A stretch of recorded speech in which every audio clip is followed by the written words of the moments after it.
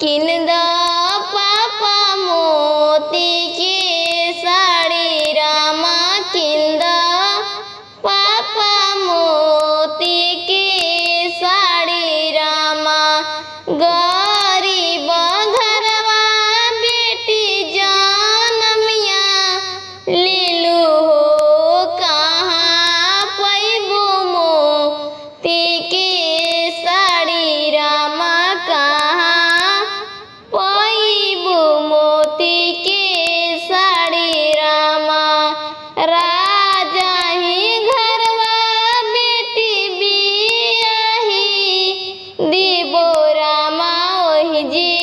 पिन्हिहा मोती के साड़ी रामा ओहि जी पिन्हिहा मोती के साड़ी रामा ससुर दिहे मोती के साड़ी रामा भसुर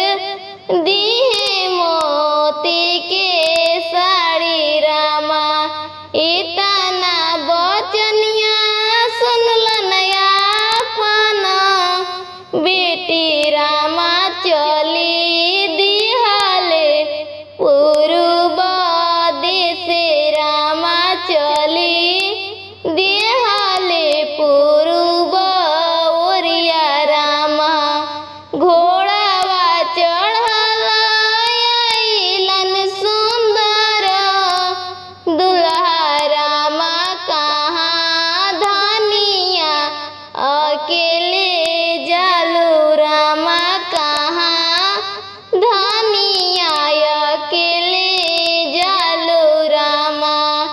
काई में कही वाला जिनके बतिया